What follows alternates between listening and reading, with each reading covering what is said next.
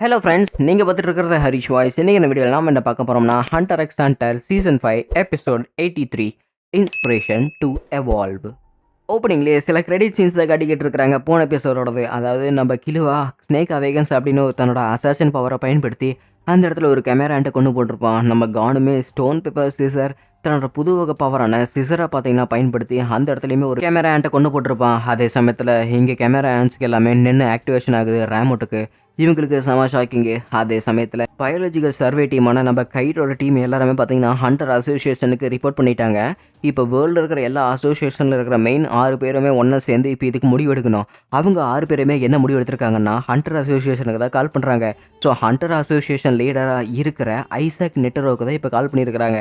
சரி அப்படின்னா என்ன பண்ணலாம் அப்படின்னு நெட்டரோ கேட்கும்போது, நீங்கள் என்ன வேணால் பண்ணுங்கள், ஏன்னா அந்த மாதிரி ஒரு என்டேஞ்சர்டு ஸ்பீசிஸ் இந்த உலகத்தில் இருக்கக்கூடாது, மனுஷங்களுக்கு ஆபத்து இருக்கிறவங்கள கொண்டு போட்டுருங்க அப்படின்னு சொல்லிட்டு அவன் சொல்கிறான் பாருங்க. சரி அப்படின்னா நாங்கள் என்ன வேணால் பயன்படுத்துவோம், நீங்கள் அதுக்கு என்ன வேணால் சொல்கிறீங்களா அப்படின்னு நெட்டரோ சொல்லும்போது, ஒரு ப்ரொஃபஷனலுக்கு நான் ஒருத்தங்களை கொல்லணும் அப்படின்னு சொல்லும் போது என்ன பயன்படுத்தணும் அப்படின்னு நீங்கள் என்கிட்ட பர்மிஷன் கேட்க தேவையில்லை, நீங்கள் என்ன வேணால் பயன்படுத்திக்கலாம் அப்படின்னு சொல்கிறாப்புல.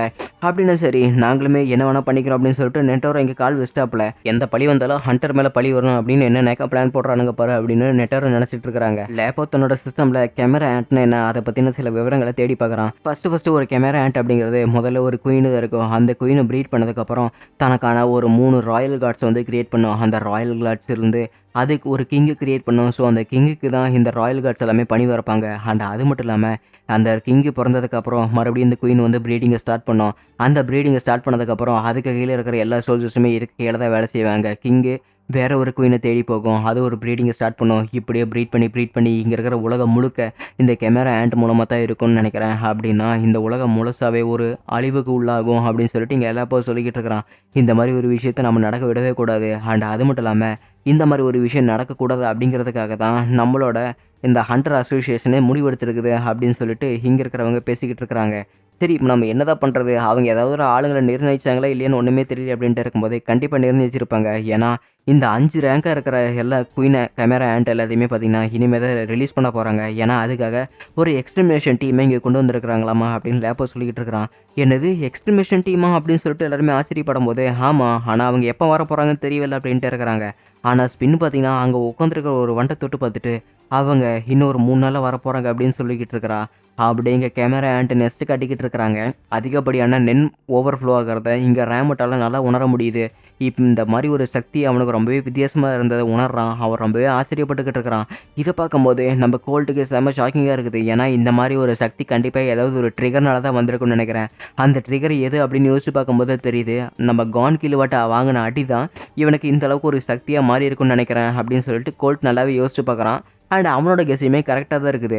ஸோ இந்த சக்தி எனக்கு முன்னிருந்த விட ரொம்பவே அதிகமாக இருக்குது. கோல்ட் நல்லா பார்த்துக்க, என் சக்தி எந்த அளவுக்கு இருக்குதுன்னு பார்த்தே அப்படின்னு அவன் கத்திக்கிட்டே இருக்கிறான்.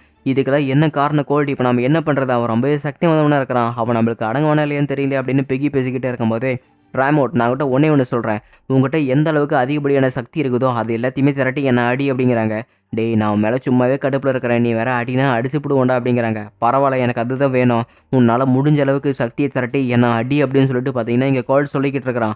அப்படின்னு சரி இந்த வாங்கிக்கடா அடி அப்படின்னு சொல்லிட்டு பார்த்தீங்கன்னா ஓங்கி முகரையிலே ஒரு குத்துறான் பாருங்க.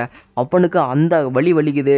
பெகியுமே பார்த்தீங்கன்னா கோல்ட் அப்படின்னு சொல்லிட்டு கத்துறான். ஏன்னா அவன் மயக்கம் மட்டும் விழுந்துட்டான். ஸோ ஆக்சுவலி அந்த அடி வாங்கினதுக்கப்புறம் தான் இவனுக்கு இந்த பவர்ஸ் எல்லாமே ட்ரிகராக இருக்குது. அதனால் நம்ம கோல்ட்டுக்குமே இந்த பவர் கிடைக்கிறதுக்கு அவன் ட்ரை பண்ணி பார்த்துக்கிட்டு இருக்கிறான். இன்னொரு பக்கம் ஹாகியாவா அவனோட டீம் எல்லாருமே பார்த்தீங்கன்னா நம்ம கான் கிலுவாவை தேடுறதுக்காக அவங்களோட பயணத்தை தொடர்றாங்க. இன்னொரு பக்கம் கான் கிலுவா நம்ம கேமரா ஆண்டோட நெஸ்ட்டுக்கு போகிறதுக்கு தான் ஒரே குறிக்கோளோட இருக்கிறாங்க. ஏன்னா அதுக்கு இங்கே ப்ரீட் பண்ணி வரதுக்குள்ளே நம்ம எப்படியாவது போய் அதை தடுக்கணும் அப்படின்னு. அதே சமயத்தில் இங்கே ஹாகியை பார்த்தீங்கன்னா ஒரு ட்ரிக்கை பயன்படுத்துகிறான். ஸோ அவன் அங்கே இருக்கிற எல்லா கேமரா ஆண்ட்ஸுக்குமே பார்த்தீங்கன்னா ஒரு சிக்னலை பாஸ் பண்ணுறான். இந்த இடத்துல ரேர் ஹியூமன்ஸ் இருக்கிறாங்க, அவங்கள நீங்கள் கொண்டு போட்டுருங்க, அவங்கள நீங்கள் அங்கே போய் அட்டாக் பண்ணுங்க அப்படின்னு சொல்லிட்டு ஒரு சிக்னலில் பாஸ் பண்ணிடுறாங்க. எதுக்காக லீடர் அந்த மாதிரி பண்ணீங்க, அந்த மாதிரி நீங்கள் பண்ணீங்கன்னா அவங்க இது செத்துட்டாங்கன்னா என்ன பண்ணுறது அப்படின்னு அந்த பொண்ணு கேட்கும்போது, அவங்க சாக மாட்டாங்க. அப்படியே அவங்க சாகுற மாரி இருந்தாலுமே நாம போய் அவங்கள அட்டாக் பண்ணிடலாம். பட் அவங்க அதுக்குள்ள நம்மளோட டைம தான் சேர்த்து வைப்பாங்க. நாம அதுக்குள்ள அங்கேருந்து கிளம்பிடலாம் அப்படின்னு சொல்லிட்டு பார்த்தீங்கன்னா, ஹாகியா சொல்லிக்கிட்டு இருக்கிறான். அங்க இருக்கிற கேமராமேன்ஸ் எல்லாருமே பார்த்தீங்கன்னா, நம்ம கானு, கில்லுவா எல்லாருமே எங்க இருக்கிறாங்க அப்படின்னு செக் பண்ணி பார்த்துக்கிட்டு இருக்குது. கரெக்ட்டா மேகமூட்டம், இருள் நிலவ அப்படி கொண்டு வரதுக்கு முன்னாடியே பார்த்தீங்கன்னா, கரெக்ட்டா ஜஸ்ட் மிஸ்ல ஒரு ஆமையோட கண்ணுல பார்த்தீங்கன்னா, நம்ம கைட் வந்து மாட்டிக்கிடுறான். "அங்க தான் இருக்கிறீங்களா?" அப்படின்னு சொல்லிட்டு அந்த ஆமை சொல்லும்போது, "ஆக்சுவலி நம்ம எல்லாருமே சரவுண்ட் பண்ணப்பட்டுட்டோம்" அப்படின்னு சொல்லிட்டு கைட் கரெக்ட்டா கண்டுபிடிச்சிட்டாப்ல. சரவுண்டிங்கா எங்கிருந்து அப்படின்ட்டு இருக்கும்போதே, நம்மள சுத்தியும் தான், நம்மள சுத்தியுமே இப்ப எனிமீஸ் தான் இருக்கிறாங்க அப்படின்னு கைட் சொல்லிக்கிட்டு இருக்கிறான். ஸோ கண்ண மூடி கண்ண திறக்கறதுக்குள்ள பார்த்தீங்கன்னா, ஒரு 30 கேமரா ஆண்ட் வேரியன்ட் எல்லாமே பார்த்தீங்கன்னா, இவங்க கண்ணு முன்னாடி தொப்பு தொப்புன்னு விழுந்துகிட்டு இருக்குது. ஸோ ஆக்சுவலி நாங்க உங்களுக்கு கொஞ்சம் 3 சாய்ஸ் தரோம்.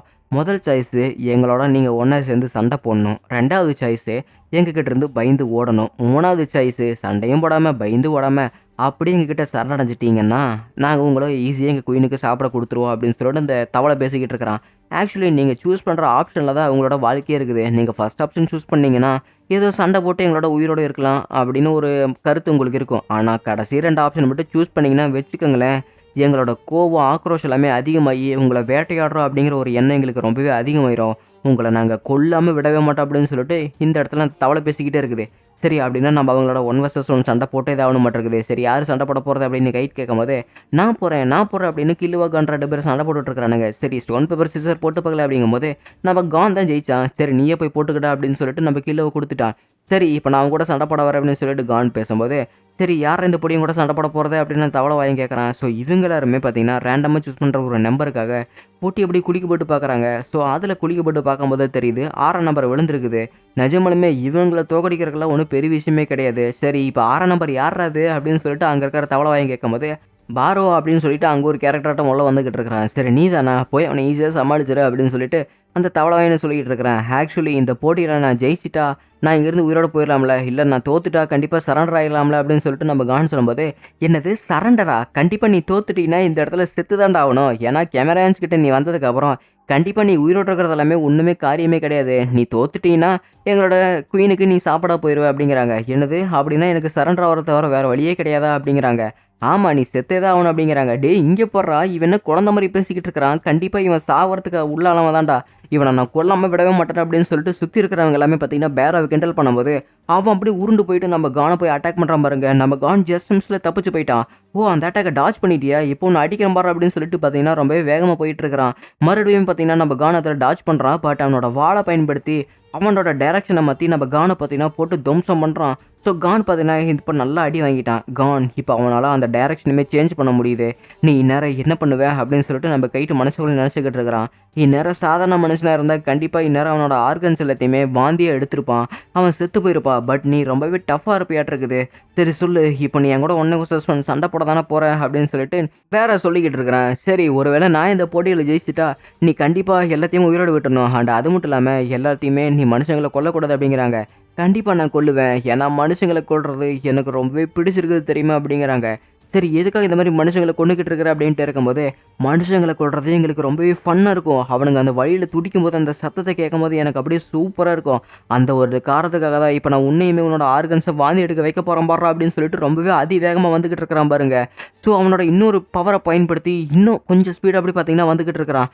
நம்ம கான் தப்பிப்பானா இல்லையா அப்படின்னு பார்க்கும்போது தெரியுது அவனோட நென் பவரை அதிகப்படுத்தி நம்ம கானு அப்படியே பேரவை பிடிச்சிட்டான். டே அவன் அதை டாச் பண்ண உள்ள தப்பிக்க உள்ள அவன் அதை கேட்ச் பண்ணிட்டான்டா அப்படின்னு சொல்லிட்டு இங்கே கேமராஸுக்கு வித்தியாசமாக இருக்குது.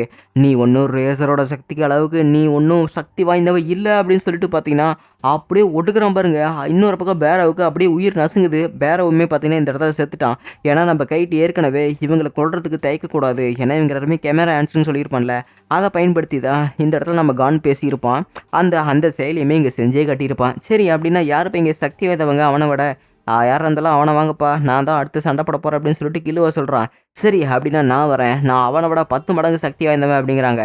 என்னது அவனோட 10 மடங்கா அப்படின்னா உன் ஆள் செத்துருக்கிறான், நீ உனக்கு கவலை இல்லை அப்படிங்கும்போது அவன் வீக்கானவன் செத்துட்டு அதுக்கு நான் என்ன பண்ண முடியும் அப்படிங்கிறாங்க. சரி அப்படின்னா நம்பர் 2 நீ வாப்பா அப்படின்னு சொல்லிட்டு இந்த காண்டாமிருகத்தை கூப்பிட்றாங்க. ஆக்சுவலி நம்பர் 2 அப்படிங்கிறது ஏற்கனவே சீட்டு போட்டு பார்த்துருப்பாங்க. அதனால தான் பார்த்தீங்கன்னா இவன் இங்கே வந்திருப்பான். ஸோ இவங்க ஒருத்தருக்கு ஒருத்தர் ஒரு மனித நேயத்தோட ஒருத்தங்கள கூட நம்பிக்கையோட அப்படி பழகவே இல்ல. அத நெனச்சு பார்க்கும்போது பார்த்தீங்கன்னா, நம்ம கானுக்கு ஒரு மாரி சந்தேகமா இருக்குது. ஸோ அவனுமே பார்த்தீங்கன்னா, ஒரு மாரி சோகமா இருக்கிறான். பட் இந்த இடத்துல எந்த ஒரு பிரச்சனையுமே இல்ல. இந்த இடத்துல இவங்க கண்டிப்பா ஜெயிச்சுருவாங்க. பட் இருந்தாலுமே என் மண்டைக்குள்ள ஏதோ ஒரு பிரச்சனை, ஏதோ ஒரு சோகம் என் மண்டைக்குள்ள ஓடிக்கிட்டே இருக்குது. அது என்னன்னு தான் எனக்கு சுத்தமா புரியல அப்படின்னு சொல்லிட்டு, இங்க கைட் நெனச்சுக்கிட்டே இருக்கிறா. இங்க கேமரா ஆண்ட்டுக்குள்ள பார்த்தது தெரியுது. நம்ம ரேம் மட்டும் அதிகப்படியான சக்தியில அப்படியே துள்ளி குதிச்சுட்டு இருக்கிறான். "பெகி, என் சக்திய பார்த்தியா? எந்த அளவுக்கு அதிகமா இருக்குது. பார்க்கறக்கே அற்புதமா இருக்குதுல" அப்படிங்கிறாங்க. கண்டிப்பா இந்த சக்தி நம்ம ரிசர்ச் பண்ணி தான் ஆகணும். இல்லன்னா பேரழிவு உண்டாகும் அப்படின்னு சொல்லிட்டு ரேமர் கிட்ட பேசிக்கிட்டு இருக்கிறான். பைத்தியக்காரன் மாரி பேசிட்டு இருக்காத. எப்பேர்ப்பட்ட சக்தி எனக்குள்ள இருக்குது. இந்த சக்திய நான் கண்ட்ரோல் பண்ண ஆரம்பிச்சுட்டேன் அப்படிங்கிறாங்க. ஆமா, கண்டிப்பா எனக்கு அந்த சக்தி தெரிஞ்சிருக்குது. ஆனா, அது மட்டும் இல்லாம இந்த சக்தி இன்னும் நம்ம நெறைய பேர்த்துக்கிட்ட ஆராய வேணும்னு நெனைக்கிறேன். அதனால நெறைய பேர்த்த நம்ம இங்க ரிசர்ச் பண்ணணும் அப்படின்னு சொல்லிட்டு இங்க கோல்ட்ட அடி வாங்கி மூச்சு வாங்கி படுத்துக்கிட்டு இருக்கிறான். இன்னொரு பக்கம் நம்ம கான், கில்லுவா இங்க சண்டை போட்டுக்கிட்டு இருக்கிறாங்க. ஸோ கான் ஒரு போட்டியில ஜெயிச்சதுக்கப்புறம், இங்க கில்லு வந்து பார்த்தீங்கன்னா, காண்டாமிருகம் மாரி இருக்கிற ஒருத்தன்கிட்ட சண்டை போட்டுட்டு இருக்கிறான். ஸோ நம்ம கில்லுவ என்னதான் அட்டாக் பண்ணாலுமே சரி, அவன் ஈஸியா தப்பிச்சிடுறான். அண்ட் அது மட்டும் இல்லாம அவனோட ஸ்கின் ரொம்பவே ஹார்டா இருக்குது. "உன்னோட இந்த ஜுஜுபி அட்டாக்லாம் என்ன எதுவுமே பண்ணாதுப்பா" அப்படின்னு சொல்லிட்டு இருக்கும்போது, தண்டர வச்சு அட்டாக் பண்றான் பாருங்க. அவனோட தோல் பார்த்தீங்கன்னா, லைட்டா கிழியாம அவனோட ட்ரெஸ் லைட்டா கிழிஞ்சிருச்சு. "அப்படியா? உன்னால என்ன அட்டாக் பண்ணவே முடியாதா? சரி இப்ப நான் அடிக்கிற அடிய மட்டும் பார்றா" அப்படின்னு சொல்லிட்டு கில்லுவா ஒரே இடத்த பார்த்தீங்கன்னா, பாயிண்ட் பண்ணி அடிச்சுக்கிட்டே இருக்கிறான். ஸோ அவனுமே நல்லா வேகமா அடிக்கும்போது, அந்த தோல் பார்த்தீங்கன்னா உடையுது. ஸோ அவனோட சாஃப்ட்டான இடமுமே வெளிய தெரியுது. அத பயன்படுத்தி நம்ம கில்லுவா அந்த இடத்துல அந்த காண்டாமிருகத்தையுமே பார்த்தீங்கன்னா கொண்டு போட்டுர்றான். சரி அப்படின்னா எங்களுக்கு வேற டைமே கிடையாது. ஸோ எங்களுக்கு இன்னும் கொஞ்சம் டைம் தேவைப்படுது. அதனால இங்க இருக்கிற எல்லாத்தையுமே நான் கொன்னு தான் ஆகணும்னு நெனைக்கிறேன். சரி கான், கில்லுவா நீங்க 2 பேருமே ஒரு 3 செகண்டுக்கு அப்புறம் எட்டி குதிங்க அப்படின்னு சொல்லிட்டு கைட் சொல்லிக்கிட்டு இருக்கிறான். நீங்க என்ன சொல்றீங்க? எனக்கு ஒண்ணுமே புரியல அப்படின்ட்டு இருக்கும்போது, கிரேசி ஸ்லாட்ட பார்த்தீங்கன்னா, அதுல நம்பர் 2 அப்படின்னு சொல்லிட்டு ஒண்ணு கிரியேட் ஆகுது. அதுலருந்து பார்த்தீங்கன்னா, கிரிம்ஸ் டெத் ரீப்பர் அப்படின்னு ஒரு பெரிய கத்தி வருது பாருங்க. நான் சொன்ன மாரி தான் 3 செகண்ட்குள்ள நீங்க ஜம்ப் பண்ணுங்க அப்படிங்கிறாங்க. இந்த தவளவாயனமே பார்த்தீங்கன்னா பயந்துகிட்டு இருக்கிறான். இந்த ஃபீலிங் எனக்கு ஏற்கனவே வந்திருக்குதுன்னு நெனைக்கிறேன். இந்த ஃபீலிங் நான் எங்கேயோ அனுபவிச்சிருக்கிறேன். பட் எனக்கு அந்த ஃபீலிங் எதுவும் தான் ஞாபகம் வர மாட்டேங்குது அப்படின்னு சொல்லிட்டு பயந்துகிட்டு இருக்கிறான். அங்க இருக்கிறவங்களுக்கு பெரிய சூறாவளியே கிரியேட் ஆகுது. ஏன்னா அப்பேற்பட்ட ஒரு டெத் ரீப்பர் அந்த கத்திய பார்த்தீங்கன்னா, இந்த இடத்துல கைட்டு பார்த்தீங்கன்னா சுழட்டுறான் பாருங்க. அந்த சுழல்ல அங்க இருக்கிற எல்லா கேமரா ஆண்டமே பார்த்தீங்கன்னா செத்துருச்சு. இப்ப எனக்கு அந்த ஃபீலிங் எதுன்னு தெரிஞ்சிருச்சு. நான் ஃபர்ஸ்ட்டு எறும்புகிட்ட சாப்பிட வாங்கும்போது, நான் இந்த மாரி தான் பயந்தேன். அந்த கேமரா ஆண்ட் என்ன சாப்பிடும்போது இப்படித்தான் எனக்குள்ள ஒரு ஃபீலிங் இருந்தது அப்படின்னு சொல்லிட்டு அந்த தவளவாயன் மனுஷனா இருந்த சில நொடிகள நெனச்சு பார்க்குறான். அங்க இருக்கிற எல்லா கேமரா ஆண்ட்ஸுமே பார்த்தீங்கன்னா செத்துட்டாங்க. வாவ்! நிஜமாலுமே உங்களோட சக்தி உண்மையிலேயே அற்புதமா இருக்குது அப்படிங்கிறாங்க. ஆமா. ஏன்னா இந்த சக்தி நான் எடுத்ததுக்கப்புறம் இத நான் கண்டிப்பா யூஸ் பண்ணி தான் ஆகணும். என்னால அடுத்த சக்திய நான் மறுபடியும் யூஸ் பண்ண முடியாது. இது போனதுக்கப்புறம் தான் என்னால யூஸ் பண்ண முடியும். இந்த சக்தி நெனச்சாலே எனக்கு கடுப்பா இருக்குது அப்படின்னு சொல்லிட்டு இருக்கிறான். ஏங்க இந்த சக்தி தான் ஏற்கனவே என்கிட்ட சொன்னீங்கல்ல. பட் இந்த சக்தி உங்களுக்கு எப்படி கிடைச்சதுன்னு சொல்லவே இல்லையே அப்படின்னு இவங்க 2 பேரும் முழிச்சுக்கிட்டு இருக்கிறாங்க. ஆனா, இன்னும் இந்த இடத்துல ஏகப்பட்ட பேர் உயிரோட இருக்கலாம். நீங்க எதுக்கோ செக் பண்ணி பாருங்க. யாராவது இங்க உயிரோட இருக்காங்களா? இல்லையா? அப்படின்னு சொல்லிட்டு நம்ம டைட் சொல்லும்போது, "இங்க யாருமே அவ்வளவுக்கு உயிரோட இல்லைன்னு நெனைக்கிறேன்" அப்படிங்கிறாங்க. சரி அப்படின்னா நம்மளோட பயணத்த இப்ப தொடரலாம் வாங்க அப்படின்னு சொல்லிட்டு, கேமரா ஆண்ட் நோக்கி பார்த்தீங்கன்னா, இவங்க அவங்களோட பயணத்த தொடர்றாங்க. ஆனா அவங்களுக்கு ஹாகி அப்படின்னு ஒரு ஆப்போனன்ட் இருக்கிறது இன்னும் தெரிய வரல. அவனுமே காத்துக்கிட்டு இருக்கிறான். அதோட எபிசோட் முடிக்கப்பட்டது.